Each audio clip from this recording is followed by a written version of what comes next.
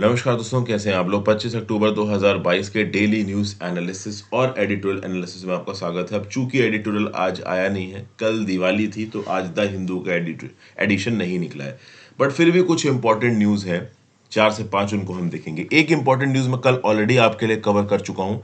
Rishi Sunak set to become UK's first British Asian prime minister. तो इसके context में मैं ऑलरेडी वीडियो बना चुका हूँ। वीडियो का ये जो पर्टिकुलर थंबनेल है वो आपको नजर आ जाएगा चैनल पे। एक बार फिर से इस टॉपिक के बारे में कुछ डिटेल्स बातचीत कर लेंगे। फिर यूएन डे 24 अक्टूबर पे ग्लोबल साउथ के साथ खड़े रहने की बात की है एक्सटर्नल अफेयर्स मिनिस्टर जयशंकर साहब ने, इसको देखेंगे। फिर यूनाइटेड नेशंस में रशिया यूक्रेन के ऊपर इल्जाम लगा रहा है कि यूक्रेन जल्दी ही डर्टी बॉम्ब इस्तेमाल कर सकता है रशिया के अगेंस्ट, तो ये क्या चीज है इसको देखेंगे। फिर धारावी रीडेवलपमेंट प्रोजेक्ट क्या है, कितना पैसा इसके ऊपर खत्म हो रहा है, लगभग 28,000 करोड़ रुपए खर्च करने की बात की जा रही है। इस रीडेवलपमेंट से क्या होगा इसके बारे में बात करेंगे। और मेघालय में जो साइक्लोन सितरांग आ रखा है, जिसके चलते 4 डिस्ट्रिक्ट्स में ओवरऑल स्कूल को बंद करने की बात की गई है। बांग्लादेश के रास्ते से साइक्लोन आ रहा है। इस पर्टिकुलर साइक्लोन की बेसिक जानकारी देखेंगे। मैं तो साइक्लोन्स के बारे में आपको काफी कुछ बता चुका हूं। मैं साइक्लोन्स मेरे नाम अर्षित द्विवेदी के साथ यूट्यूब पे सर्च मारिए, कैसे बनते हैं, किस प्रकार से ऑपरेट करते हैं, क्या रोटेशन का एंगल होता है in the northern hemisphere, southern hemisphere, कैसे वो बनते हैं, ये सब मैंने पहले बता रखा है। यहाँ पे हल्की फुल्की सितरांग के बारे में बातचीत कर लेंगे। वर्ड ऑफ द डे देख लेते हैं, once in a blue moon. Once in a blue moon मतलब कभी कभी होना, रेयरली होना, ऑफन, ठीक है ना। सॉरी, ऑफन नहीं, मतलब रेयरली होना। तो once in a blue moon मतलब ऑफन थोड़ा सा वो हो गया, उसका एंटोनिम हो गया। जैसे सेंटेंस में यूजेज देखिए, I remember to call my parents from my study abroad trip once in a blue moon, मतलब मैं जब स्टडी अब्रॉड ट्रिप पे होता था तो कभी कभार अपने घर वालों को कॉल करता था। ठीक है। वीडियो पे लाइक और शेयर का बटन दोस्तों, चैनल को अब तक शेयर और सब्सक्राइब नहीं किया कर लीजिए, इंस्टाग्राम पे फॉलो कर लीजिए, टेलीग्राम ग्रुप ज्वाइन कर लीजिए।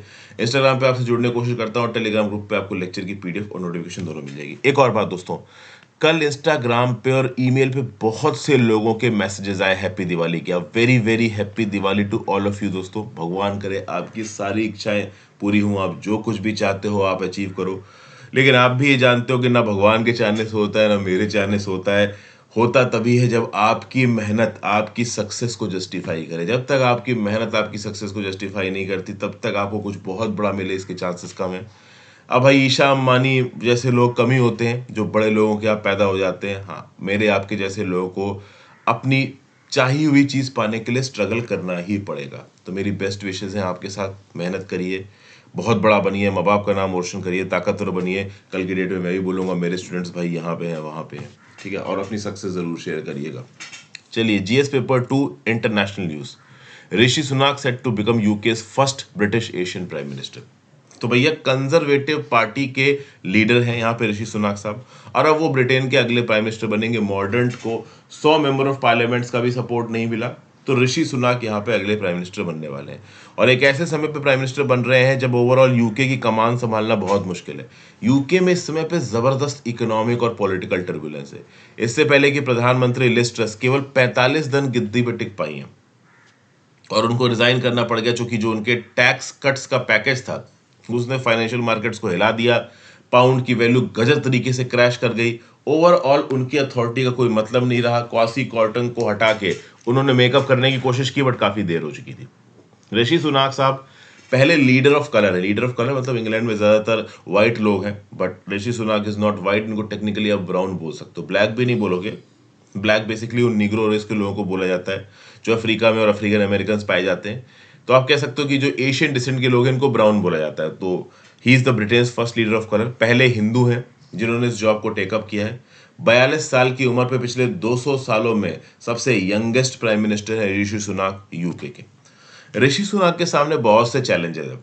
पहली बात तो ऋषि सुनाक के ऊपर इल्जाम लगाया जाता है कि बोरिस जॉनसन की मतलब बोरिस जॉनसन की प्राइम मिनिस्टर कैंडिडेचर जो था उसके जाने में ऋषि सुनाक का एक बहुत मेजर रोल है। देखिए, बोरिस जॉनसन ने क्यों रिजाइन किया था। एकदम से 50 से ज्यादा आप कह लो जो उनके मेंबर्स थे गवर्नमेंट के, वो रिजाइन मार गए। और इसकी शुरुआत हुई थी 2 लोगों से, ऋषि सुनाक और हेल्थ सेक्रेटरी साजिद जावेद। सबसे पहले हेल्थ सेक्रेटरी साजिद जावेद ने 5 जुलाई को रिजाइन किया। उसके जस्ट बाद ऋषि सुनाक ने रिजाइन कर दिया। ऋषि सुनाक ने बोला कि मेरे लोगों के प्रति कुछ रिस्पॉन्सिबिलिटी है और ये जो प्राइम मिनिस्टर कर रहे हैं मैं इसके साथ अडेयर नहीं कर सकता, इसलिए मैं रिजाइन कर रहा हूं। अब जैसे ही साजिद जावेद और उसके बाद ऋषि सुनाक ने रिजाइन किया, अगले 48 घंटों में 50 members of the government resign कर गए।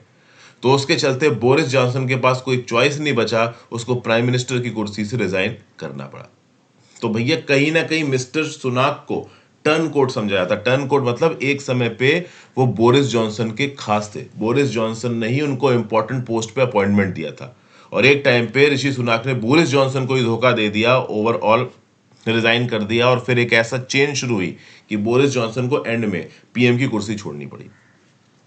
ठीक है, फिर पॉलिटिकली ऋषि सुनाक ने लिज ट्रस के ऊपर भी इल्जाम लगाया है कि भैया ये फेरी टेल्स फैला रही हैं, टैक्स कट्स की बात कर रही हैं, जबकि इन्फ्लेशन को रेन किए बिना हम टैक्स कट्स नहीं ला सकते। 1980 में साउथहैम्पटन, इंग्लैंड साउथ कोस्ट पे पैदा हुए थे Rishi Sunak, to parents of Indian descents. East Africa में पले बड़े थे, मिडिल क्लास फैमिली में पले बड़े हैं। इनके पिताजी फैमिली डॉक्टर थे, मदर फार्मासिस्ट थी। ओवरऑल इनका ये बोलना है कि मैं सड़कों पे दवाइयाँ बेचा करता था, ठीक है ना, एक इंडियन रेस्टोरेंट में वेटर के तौर पे काम किया करता था। तो ये सब बातें मतलब ओवरऑल अपनी कैंडिडेटशिप को एक स्ट्रगलिंग दिखाने के लिए यहाँ पे सुनाक साहब बोल रहे हैं। ऑक्सफोर्ड यूनिवर्सिटी से इनके पास इकोनॉमिक्स की डिग्री है। ज़्यादातर जो पॉलिटिशियंस है यूके के वो इस पर्टिकुलर डिग्री को प्रेफर करते हैं। उसके बाद स्टैनफोर्ड यूनिवर्सिटी में उन्होंने एमबीए किया, वहीं पे अपनी वाइफ अक्षता मूर्ति जी से मिले, इनकी शादी हुई। ओवरऑल जो टोरी कंजर्वेटिव पार्टी की जो सेफ सीट है रिचमंड यॉर्कशायर, उससे ये मेंबर ऑफ पार्लियामेंट बने 2015 में। 2016 में ब्रेक्सिट रेफरेंडम को इन्होंने सपोर्ट किया, मतलब इंग्लैंड यूरोपियन यूनियन से बाहर निकल जाए, इस पर्टिकुलर स्टैंस को सपोर्ट किया ऋषि सुनाक ने। ओके, फरवरी 2020 में head of the treasury appoint किए गए बोरिस जॉनसन के द्वारा। इनका जो फरलो प्रोग्राम था, फरलो प्रोग्राम मतलब जिसमें मिलियंस ऑफ वर्कर्स को सरकारी खर्चे पे तनख्वाह प्रोवाइड की गई। एम्प्लॉयर्स को बोला गया कि तुम जितना भी तनख्वाह देते हो अपने एम्प्लॉयज को, उसका 80% हम देंगे, up to upper limit of 2500 pounds per month. तो इस फरलो प्रोग्राम के चलते यूके में जो अनएम्प्लॉयड लोग थे उनके पास बहुत हद तक पैसा मिला। कोविड के समय पे उनकी इकोनॉमिक हालत बनी रही। लेकिन हाँ, ये जो help out to eat out ये वाला जो प्रोग्राम था, इसको लेके ऋषि सुनाक को काफी क्रिटिसाइज किया गया, क्योंकि लॉकडाउन रिस्ट्रिक्शंस के बीच में ऐसे प्रोग्राम से हुआ ये कि भाई इंग्लैंड के अंदर एक और कोविड की वेव आ गई, ऐसा बोला जाता है। प्लस ऋषि सुनाक की जो वाइफ थी अक्षता मूर्ति, चूंकि इनके पास नॉन डोमिसाइल्ड स्टेटस था यूके का, तो इनको टैक्स देने की जरूरत नहीं थी। लेकिन यूके टैक्सेस में लगभग 200 करोड़ बनते थे। तो ऋषि सुनाक को इस बात के लिए क्रिटिसाइज किया गया कि बाकी ब्रिटेन के लोगों के ऊपर तो टैक्स लगा रहे हो और तुम्हारी खुद की वाइफ 200 करोड़ का टैक्स नहीं दे रही है। फिर ऋषि सुनाक जब फाइनेंस मिनिस्टर थे तब भी इनके पास यूएस का परमानेंट रेजिडेंट स्टेटस था, ग्रीन कार्ड था। तो मतलब इंग्लैंड के फाइनेंस मिनिस्टर हो और तुम्हारे अंदर इच्छा है कि तुम यूएस में सेटल डाउन हो जाओ, तो इसके लिए भी इनको क्रिटिसाइज किया गया। तो जो भी ये कंट्रोवर्सीज है यहाँ पे पर रिपीट करा दी है। कल की वीडियो में मैंने सब चीज़ें आपको बताई हैं, डिटेल में बहुत टेकअप कर रखा है ऋषि सुनाक के टॉपिक को, किस गलत वजहों से रीजन में रहे हैं। तो कल वाली वीडियो एक बार जरूर देख लीजिएगा। यूके के प्राइम मिनिस्टर की बात की जाए तो he is the head of the government of the United kingdom. ये सोवरेन को एक्सरसाइज करता है ऑन रॉयल प्रेरोगेटिव, कैबिनेट को चेयर करता है, अपने मिनिस्टर्स को सेलेक्ट करता है। उसके साथ साथ अगर आप देखो तो बहुत से प्रिविलेज है। 10 डाउनिंग स्ट्रीट पे रहेंगे, फर्स्ट लॉर्ड ऑफ ट्रेजरी होंगे यूके के प्राइम मिनिस्टर। ठीक है भाई, हाउस ऑफ कॉमन्स में मेजॉरिटी होनी चाहिए और सपोर्ट होना चाहिए यूके के प्राइम मिनिस्टर के पास, तभी वो यूके का प्राइम मिनिस्टर बन पाएगा। ठीक है भाई, वैसे तो मैं बता दूं कि जो ऑफिस ऑफ प्राइम मिनिस्टर है ना, ये किसी स्टैट्यूट या कॉन्स्टिट्यूशनल डॉक्यूमेंट द्वारा नहीं बनाए गए। मतलब अगर आप इंडिया का कॉन्स्टिट्यूशन उठा के देखो तो उसमें प्राइम मिनिस्टर की बात की गई है। नीचे कमेंट बॉक्स में बताओ कि कौन से आर्टिकल में बात की गई है। लेकिन जब आप यूनाइटेड किंगडम का कॉन्स्टिट्यूशन उठा के देखो, एक तो यूनाइटेड किंगडम का कॉन्स्टिट्यूशन अनरिटन है, रिटन नहीं है। अनरिटन का मतलब अलग अलग जो स्टैट्यूटरी लॉज हैं उनको आप मिला दो तो कॉन्स्टिट्यूशन बन जाता है यूके का। इन अलग अलग स्टैट्यूटरी लॉज में भी कहीं भी प्राइम मिनिस्टर पद की बात नहीं की गई है। तो प्राइम मिनिस्टर पद यूके के अंदर एक लॉन्ग इस्टेब्लिश्ड कन्वेंशन के दम पे आता है। बोरिस जॉनसन ने पहली बार यह बात की थी कि भाई ऑफिस ऑफ प्राइम मिनिस्टर बनाया जाएगा। बोरिस जॉनसन ने 31 जनवरी 2022 को बोला कि ऑफिस ऑफ द पीएम हम स्टैट्यूटरी मतलब रिटन लॉ के हिसाब से बनाएंगे। अभी जो कन्वेंशन के हिसाब से उसको रिटन लॉ के हिसाब से बनाएंगे, बट वो हो नहीं पाया। उससे पहले बोरिस जॉनसन को अपनी कुर्सी छोड़नी पड़ गई। Next news, GS paper 2 international relations. India will always stand with the Global South, EAM external affairs minister Jaishankar on UN day. तो भैया ग्लोबल साउथ मतलब ओवरऑल ये जो डेवलप्ड कंट्रीज नहीं, डेवलपिंग कंट्रीज हैं। डेवलपिंग कंट्रीज जो स्ट्रगल कर रही है भूखमरी से, गरीबी से, ह्यूमन डेवलपमेंट इंडिकेटर से, इनके साथ इंडिया हमेशा खड़ा रहेगा और इनके साथ खड़ा रह के इंडिया यूएन की इफेक्टिवनेस को बढ़ाएगा। ऐसा जयशंकर साहब ने 24 अक्टूबर को बोला जब एनुअल कोमोमरेटिव डे बनाया जा रहा था celebrating the creation of United Nations. जी हाँ भाई, अगर आप बात करो तो 24 अक्टूबर को यूनाइटेड नेशंस डे बनाया जाता है, क्योंकि ये वो दिन है जब 1945 में यूनाइटेड नेशंस का चार्टर प्ले में आया था, फोर्स में आया था, इंप्लीमेंट हुआ था। जो यूनाइटेड नेशंस चार्टर का फाउंडिंग डॉक्यूमेंट था ना, इसको रेटिफाई किया गया था मेजॉरिटी ऑफ द सिग्नेटरीज के द्वारा, including the permanent members of the security council. तो यूनाइटेड नेशंस ऑफिशियली प्ले में आ गया था 1945 में, यूएन चार्टर साइन कर लिया गया था, इसलिए 24 अक्टूबर को यूनाइटेड नेशंस डे बनाया जाता है। और आज की डेट में यूनाइटेड नेशंस की क्रेडिबिलिटी के ऊपर सवाल उठाया जाता है। अक्सर कर बोला जाता है कि यूनाइटेड नेशंस एक इफेक्टिव ग्लोबल प्लेटफॉर्म नहीं रह गया है और इंडिया इस पर्टिकुलर चार्ज में लीड करता है। इंडिया अक्सर कर ये बोलता है कि यूनाइटेड नेशंस को रिफॉर्म करने की जरूरत है। आज की डेट में यूनाइटेड नेशंस ग्लोबल विल को डिपिक्ट नहीं कर रहा है, कुछ पावर कंट्रीज के विल को डिपिक्ट कर रहा है। तो इस बात को लेके जयशंकर साहब ने ओपनली ये बोला है कि भाई हमारा यूनाइटेड नेशंस के अंदर से भरोसा नहीं गया है, हम आज की डेट में भी यूनाइटेड नेशंस को स्ट्रांग करने की कोशिश कर रहे हैं। देखिए क्या लिखा हुआ है, our focus on reformed multilateralism, rule of law and a fair and equitable international system is aimed at ensuring UN continued relevance. मतलब हम जो कुछ भी कर रहे हैं, हम चाहते हैं कि यूएन की रेलेवेंस बनी रहे, यूएन के रूल ऑफ लॉ के हिसाब से दुनिया में काम हो, यूएन के एम्बिट के अंदर डेवलपिंग कंट्रीज के डेवलपमेंट की बात की जाए, एक इक्विटेबल इंटरनेशनल सिस्टम बनाया जाए। इंडिया ये जरूर बोलता है कि भाई यूनाइटेड नेशंस को रिफॉर्म करने की जरूरत है, बट इंडिया ये कभी नहीं बोलता है कि यूनाइटेड नेशंस अपना रेलेवेंस खो चुका है। रेलेवेंस थोड़ा आप कह लो हेजी जरूर हो गया है, उसको स्ट्रांग किया जा सकता है अगर इंटरनेशनल कॉपरेशन हो, बट इंटरनेशनल कॉपरेशन नहीं हो पा रहा है क्योंकि चाइना और रशिया जैसी कुछ पागल कंट्रीज बस अपने मन की चला रही है। ठीक है भाई, तो ये है, इंडिया ने बोला कि हम one of the UN founding member थे, तो हम यूएन के पर्पस और प्रिंसिपल्स के प्रति कमिटेड हैं और ओवरऑल ये प्रिंसिपल्स यूएन चार्टर में रिफ्लेक्ट होते हैं और इन्हीं प्रिंसिपल्स की सच्चाई के हिसाब से हम यूएन को रिफॉर्म करना चाहते हैं। फिर अगली news, GS paper 2 international relations. Russia ने यूक्रेन के ऊपर इल्जाम लगाया कि यूक्रेन डर्टी बॉम्ब बना रहा है। देखिए, यूनाइटेड नेशन सिक्योरिटी काउंसिल में रशिया एक इशू रेज करने वाला है जिसमें रशिया ये बोलेगा कि यूक्रेन जल्दी ही डर्टी बॉम्ब अटैक कर सकता है और यूएन के चीफ एंटोनियो गुटेरेस साहब को रशिया ने चिट्ठी लिख के बोला है कि भाई आप इस हीनियस क्राइम को होने से रोके। मतलब रशिया यूक्रेन के ऊपर इल्जाम लगा रहा है और यूएन के चीफ को चिट्ठी लिख के बोल रहा है कि यूक्रेन कभी भी डर्टी बॉम्ब का इस्तेमाल कर सकता है, तो वो होने से पहले आप इस चीज को रोको। अब जैसे ही ये बोला रशिया ने, वैसे यूक्रेन के प्रेसिडेंट वोलोदिमीर ज़ेलेंस्की ने बोला कि ये सब फर्जी बातें बोल रहा है रशिया खुद शायद कोई इस प्रकार का अटैक प्लान कर रहा है और यूक्रेन के ऊपर इल्जाम लगा रहा है। वेस्टर्न कंट्रीज ने भी रशिया के इस एलिगेशन को रिजेक्ट कर दिया। वेस्टर्न कंट्रीज का बोलना है कि रशिया ऑलरेडी 8 महीनों से इतनी लंबी जंग को ब्रूटली लड़े चला जा रहा है और इस समय पे यूक्रेन के प्रति रिस्पॉन्सिबिलिटी को ट्रांसप्लांट करने की कोशिश कर रहा है। यूक्रेन ओवरऑल इस डर्टी बॉम्ब को प्लान नहीं कर रहा। अगर डर्टी बॉम्ब को कोई प्लान कर रहा है तो रशिया कर रहा है। और रशिया के यूएन एम्बेसडर वैसिली नेमेंजिया ने क्या बोला, इन्होंने चिट्ठी लिखी मिस्टर गुटेरेस साहब को और सिक्योरिटी काउंसिल को और उसमें लिखा कि अगर डर्टी बॉम्ब इस्तेमाल किया गया यूक्रेन के रिजीम के द्वारा, कीव के रिजीम के द्वारा, तो हम इसको न्यूक्लियर टेररिज्म मानेंगे और न्यूक्लियर टेररिज्म में ऑब्वियस सी बात है रशिया का भी हाथ खुल सकता है, पलट के न्यूक्लियर अटैक हो सकता है। तो यूक्रेन इस डर्टी बॉम्ब को इस्तेमाल कर सकता है, इस बात को यूनाइटेड नेशन सिक्योरिटी काउंसिल में रशिया डिस्कस करेगा in a closed door meeting. Closed door meetings क्या होती हैं? देखिए, क्लोज्ड डोर मीटिंग्स भी फॉर्मल मीटिंग्स होती हैं, ओपन मीटिंग्स भी फॉर्मल मीटिंग्स होती हैं, क्लोज्ड डोर मीटिंग्स भी फॉर्मल मीटिंग्स होती हैं। बस क्लोज्ड डोर मीटिंग में अलग ये होता है कि जब एक क्लोज्ड डोर मीटिंग हो रही होगी तो मीडिया वहां पे प्रेसिडेंट नहीं होगी। जो वर्बटिम रिकॉर्ड्स हैं, मतलब किस पर्टिकुलर मेंबर ने क्या बोला, इसकी कोई ट्रांसक्रिप्ट अवेलेबल नहीं होगी। क्लोज डोर मीटिंग्स में मेंबर्स जो भी आपस में बातचीत करेंगे उसका एक ऑफिशियल कम्युनिक एंड में रिलीज कर दिया जाएगा।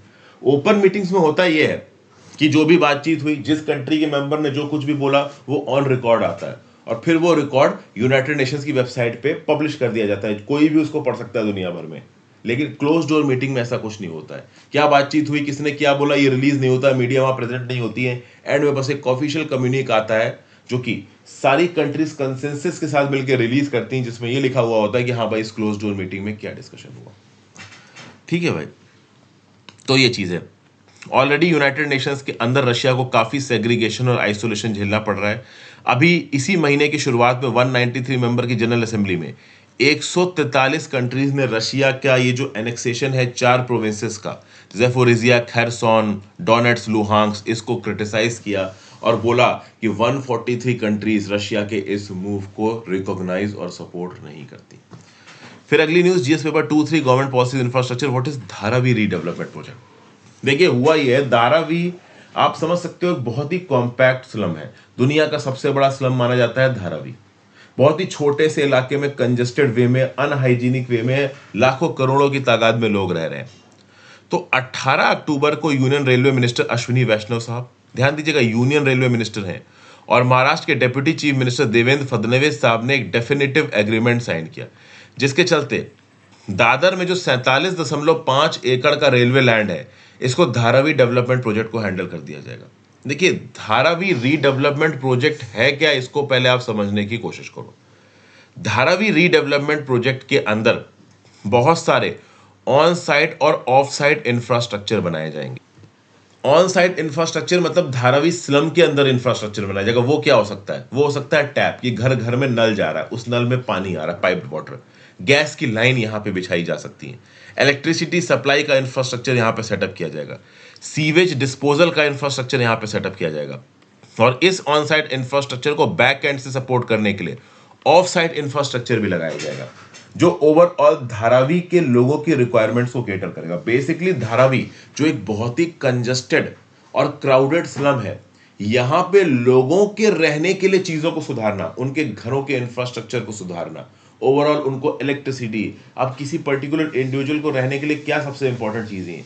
अच्छा खाना, ठीक है ना, clean cooking gas, overall electricity, पानी की अवेलेबिलिटी, साफ पानी की अवेलेबिलिटी, ये सब अगर किसी जगह पर रहने वाले लोगों को प्रोवाइड कर दिया जाए तो कहीं ना कहीं उनका जो लिविंग स्टैंडर्ड है ना, वो काफी सुधर जाता है।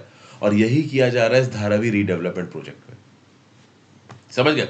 और अच्छा खासा पैसा एलोकेट किया गया था।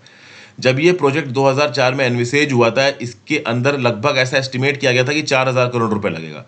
2019 तक एस्टिमेशन पहुंच गया 26,000 करोड़ पे, और अभी के लिए एस्टिमेशन है 28,000 करोड़ पे। 28,000 करोड़ रुपए लग रहा है धारावी रीडेवलपमेंट प्रोजेक्ट में। आप समझ सकते हो कि काफी एम्बिशियस प्रोजेक्ट है ये। अभी के लिए 1 अक्टूबर पे जब महाराष्ट्र सरकार ने ग्लोबल टेंडर्स मंगवाए, तो जो बेस प्राइस था वो था 1,600 करोड़ का टेंडर का। तो धारावी रीडेवलपमेंट प्रोजेक्ट में राज्य की सरकार 20% स्टेक ओन करेगी, और बाकी जो भी कंपनी आके इस प्रोजेक्ट को ग्राउंड लेवल पे इंप्लीमेंट करेगी, वो 80% स्टेक अपने पास रखेगी। अभी के लिए प्री बिड मीटिंग में 8 डेवलपर्स ने इंटरेस्ट दिखाया, जिसमें एक अदानी ग्रुप भी है, ठीक है ना। 31 अक्टूबर को बिडिंग क्लोज होगी। महाराष्ट्र की सरकार को यह भरोसा है कि धारावी रीडेवलपमेंट प्रोजेक्ट को इफेक्टिवली अगले 7 सालों में पूरा किया जा सकता है। लेकिन जो कंपनीज इंटरेस्ट दिखा रही हैं, वो बोल रही हैं 7 साल बहुत कम है, कम से कम 10 से 12 साल लगने वाले हैं। समझ गए। मुंबई का 24% इलाका स्लम्स के अंदर आता है।